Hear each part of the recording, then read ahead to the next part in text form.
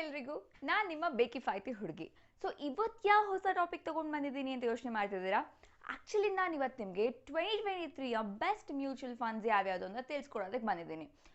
2022 financial ಮ್ಯಾಟ್ರಲ್ಲಿ ಹೇಳಬೇಕು ಅಂದರೆ ಒಂಥರ ವಿಯರ್ಡೆಸ್ಟ್ ಇಯರ್ ಅಂತಲೇ ಹೇಳ್ಬೋದು. ಪ್ಯಾಂಡಮಿಕ್ಕಿಂತ ಇನ್ನೂ ಸುಧಾರಿಸ್ಕೊಂಡೇ ಇಲ್ಲ. ಆಗಲೇ ಉಕ್ರೇನ್ ಅವರ ವಾರ್ ಆಗಿರ್ಬೋದು, ಚೀನಾದಲ್ಲಿ ಆಗಿದ್ದಂತಹ ಎಕನಾಮಿಕ್ ಸ್ಲೋ ಡೌನ್ ಆಗಿರ್ಬೋದು, ಇದೆಲ್ಲದರಿಂದ ಇನ್ಫ್ಲೇಷನ್. ಆಬ್ವಿಯಸ್ಲಿ ಇದೆಲ್ಲದರ ಎಫೆಕ್ಟ್ ನಮ್ಮ ಇಕ್ವಿಟಿ ಮಾರ್ಕೆಟ್ ಮೇಲೆ ಕೂಡ ಆಯಿತು.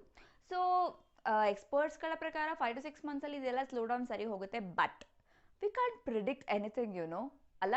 ಸೊ ಇಂಥ ಟೈಮ್ನಲ್ಲಿ ಇನ್ವೆಸ್ಟ್ಮೆಂಟ್ನ ಯಾವುದು ಬೆಸ್ಟ್ ಅಂತ ಪಿಕ್ ಮಾಡೋದು ಇಟ್ಸ್ ವೆರಿ ಇಂಪಾರ್ಟೆಂಟ್. ಅದಕ್ಕೋಸ್ಕರನೇ ಈ ವಿಡಿಯೋನ ನೀವು ಫುಲ್ ನೋಡಿದ್ರೆ ಖಂಡಿತವಾಗ್ಲೂ ನಿಮಗೆ 2023ಯಲ್ಲಿ ಮ್ಯೂಚುವಲ್ ಫಂಡ್ ಸೆಲೆಕ್ಟ್ ಮಾಡೋದಕ್ಕೆ ಒಂದಷ್ಟು ಹೆಲ್ಪ್ ಖಂಡಿತ ಆಗುತ್ತೆ. So let's start. So first ನಾವು ಒಂದಷ್ಟು ಕ್ಯಾಟಗರೀಸಲ್ಲಿ ನಿಮಗೆ ಫಂಡ್ಸ್ನ ಸಜೆಸ್ಟ್ ಮಾಡ್ತೀವಿ. ಸೊ ಫಸ್ಟ್ ಕ್ಯಾಟಗರಿ ಬಂದು ಲಾರ್ಜ್ ಕ್ಯಾಪ್ ಕ್ಯಾಟಗರಿಯಲ್ಲಿ ನೋಡೋಣ. ಲಾರ್ಜ್ ಕ್ಯಾಪ್ ಕ್ಯಾಟಗರಿಯಲ್ಲಿ as you can see, so ಇಲ್ಲಿ ನಾವು ಟಾಪ್ ಲಿಸ್ಟೆಡ್ ಫಂಡ್ಸ್ಗಳನ್ನ ಲಿಸ್ಟ್ ಮಾಡಿದ್ದೀವಿ.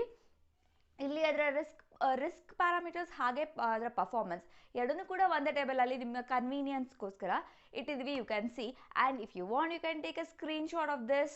ಪಾಸ್ ಮಾಡಿ ಸ್ಕ್ರೀನ್ಶಾಟ್ ತೊಗೊಳ್ಳಿ, ಆಮೇಲೆ ನೀವು ಅದನ್ನ ನೋಡ್ಬೋದು ಖಂಡಿತ.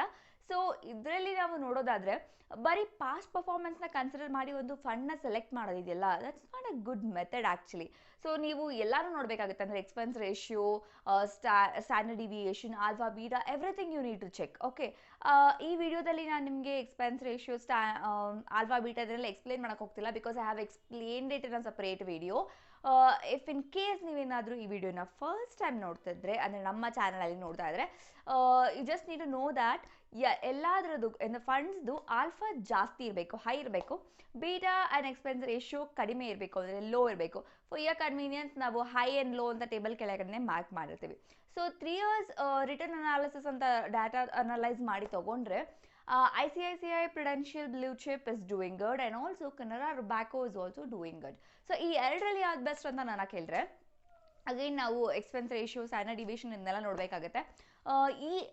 ಈ ಒಂದು ಪ್ಯಾರಾಮೀಟರ್ಸ್ನ ಕನ್ಸಿಡರ್ ಮಾಡಿಕೊಂಡ್ರೆ Canara Robeco is really good. ಯಾಕೆ ಅಂತ ಹೇಳಿದ್ರೆ ICICI ಚೆನ್ನಾಗಿದೆ, ಆದರೆ ಅವರ ಬೀಟಾ ಏನಿದೆ ಅದು ತುಂಬಾ ಹೈ ಇದೆ. It's almost 2x. So Canara Robeco ಇದನ್ನು ಅದರಲ್ಲಿ ಬೀಟ್ ಮಾಡುತ್ತೆ.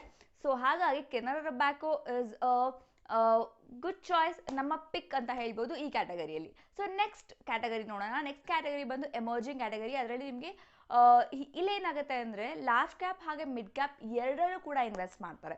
ಸೊ ಈ ಒಂದು funds, so as you can see in this emerging ಕ್ಯಾಟಗರಿಯಲ್ಲಿ ಆಕ್ಸಸ್ ಮತ್ತು ಇನ್ವೆಸ್ಕೋ ಬಿಟ್ಟು ಇನ್ನು ಮಿಕ್ಕಿದ್ದೆಲ್ಲ they are really doing good. Almost 50 to 60% returns ಇದ್ದೇ ಇದೆ. ರಿಟರ್ನ್ ಅನಾಲಿಸಿಸ್ ನೋಡೋಕ್ಕೆ ಹೋದರೆ SBI ಇಸ್ ಪ್ರಿಟಿ ಗುಡ್ ಅಂತ ಹೇಳ್ಬೋದು, ಆದರೆ ಅವರ expense ratio is really high. It's almost like at 1.067%, which is really high. So ಅದನ್ನು ಸ್ವಲ್ಪ ಸೈಡಿಗೆ ಇಡೋಣ. ಅದನ್ನು ಹೊರತುಪಡಿಸಿ ಇನ್ನು ಬೀಟಾ ಮತ್ತು ಆಲ್ಫಾ ಅನಲೈಸಿಸ್ ಮಾಡಿದ್ರೆ ಕೆನರಾ ಅವ್ರದ್ದು ತುಂಬ ಚೆನ್ನಾಗಿದೆ. Canara emerging equities are really good. So this is going to be our pick, that is Canara emerging equities. So next category ನೋಡೋಕೆ ಹೋದರೆ ಫ್ಲೆಕ್ಸಿ ಕ್ಯಾಪಲ್ಲಿ ನೋಡೋಣ. ಫ್ಲೆಕ್ಸಿ ಕ್ಯಾಪಲ್ಲಿ ಇದರಲ್ಲಿ ಏನಪ್ಪ ಅಂದರೆ ಕ್ವಾಂಟ್ ಮತ್ತು ಪರಾಗ್ ಪರೀಕ್ ಇಬ್ಬರು ತುಂಬ ಟಫ್ ಕಾಂಪಿಟೇಷನ್ ಕೊಡ್ತಿದ್ದಾರೆ ಅಂತ ಹೇಳ್ಬೋದು. But we will go with Parag Parikh because we all know that Parag Parikh is going to invest in US FANGs. So US FANGs last ಇಯರಲ್ಲಿ ತುಂಬ ಬೀಟಪ್ ತೊಗೊಂಡಿದೆ, ಓಕೆ, ಎಕನಾಮಿಕಲಿ ಇನ್ವೆಸ್ಟ್ಮೆಂಟ್ಸಲ್ಲಿ. ಆದರೂ ಕೂಡ ಇಟ್ಸ್ ಸ್ಟುಡ್ ಅಪ್, ಬಿಟ್ಕೊಟ್ಟಿಲ್ಲ, ಅದು ಆರಾಮಾಗೇ ಇತ್ತು. And it's good ಅಲ್ಲ, ಆ ಪಾಯಿಂಟೇ ಬೇಕಾಗಿರೋದು, ಅದೇ main important. So will vote for Parag Parikh in this flexi cap. So next category ಬಂದ್ಬಿಟ್ಟು mid cap category. Mid cap ಕ್ಯಾಟಗರಿಲಿ ಅಗೇನ್ PGIM ಮತ್ತು ಕ್ವಾಂಟ್ ಟಫ್ ಕಾಂಪಿಟೇಷನ್ ಕೊಡ್ತಿದೆ. ಆಲ್ಮೋಸ್ಟ್ ಎಲ್ಲ ಒಂದು ಪ್ಯಾರಾಮೀಟರ್ಸಲ್ಲೂ ಆಲ್ಮೋಸ್ಟ್ ಸಿಮಿಲರೇ ಇದೆ. ಅದರ ರಿಸ್ಕ್ ಪ್ಯಾರಾಮೀಟರ್ಸ್ನ ಪರ್ಫಾರ್ಮೆನ್ಸ್ನ ನೋಡೋಕ್ಕೆ ಹೋದರೆ ನಾವು ಆಲ್ಫಾ ಕ್ವಾಂಟ್ದು ಕನ್ಸಿಡರಬಲ್ ಇದೆ, PGIMದು ಹೈಯೇ ಇದೆ.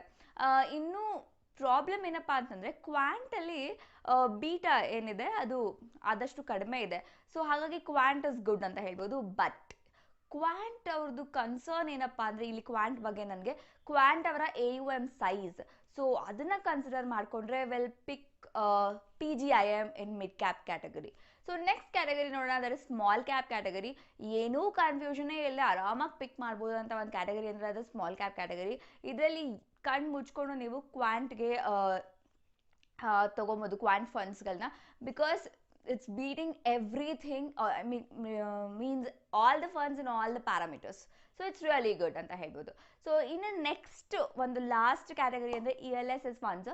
ಇಲ್ಲಿ ಇಟ್ಸ್ ರಿಯಲಿ ಗುಡ್. ಇದರಲ್ಲಿ ಏನಪ್ಪ ಅಂದರೆ ಇನ್ವೆಸ್ಟ್ ಮಾಡಿದ್ರೆ ನೀವು ಈ ಫಂಡ್ಸಲ್ಲಿ ಟ್ಯಾಕ್ಸ್ನ ಸೇವ್ ಮಾಡ್ಬೋದು, ಗೊತ್ತಾ. ಸೊ ಇಲ್ಲಿ as you can see ELSS ಅಲ್ಲಿ ಒಂದೇ ಪ್ರಾಬ್ಲಮ್ಸ್ ಇನ್ವೆಸ್ಟರ್ಸ್ಗೆಲ್ಲ ಇದೇನಪ್ಪ ಅಂತಂದರೆ ಇಂಡೆಕ್ಸ್ ಫಂಡ್ಸ್ ಯಾಕಿಲ್ಲ ಅಂತ. ಬಟ್ ಈ ಟೈಮಿಂದ ನಿಮ್ಗೆ ಅದು ಕೂಡ ಪ್ರಾಬ್ಲಮ್ ಇಲ್ಲ. AMC ಅವರು IIFC ಥ್ರೂ ನಿಫ್ಟಿ 50ನ ಲಾಂಚ್ ಮಾಡಿದ್ದಾರೆ, which is an index fund. So you can ಆರಾಮ್ಸೆ invest in this.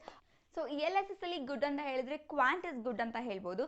Parag Parikh is also giving a good competition. ಆದರೆ AUM ಸೈಜ್ ಏನಿದೆ ಅದು ಕಡಿಮೆ ಇದೆ ಪರಾಗಲ್ಲಿ. So we will stick on to Quant tax plan. So ಇದಾಗಿತ್ತು 2023ಯ ಬೆಸ್ಟ್ ಮ್ಯೂಚುವಲ್ ಫಂಡ್. ಸೊ ಇನ್ನೊಂದಷ್ಟು ಹೊಸ ಮಾಹಿತಿಗಳನ್ನ ತಗೊಂಡು ಮತ್ತೆ ಬರ್ತೀನಿ. ಅಲ್ಲಿವರೆಗೂ ಟೇಕ್ ಕೇರ್, ಬಾಯ್ ಬಾಯ್, ನಮಸ್ತೆ.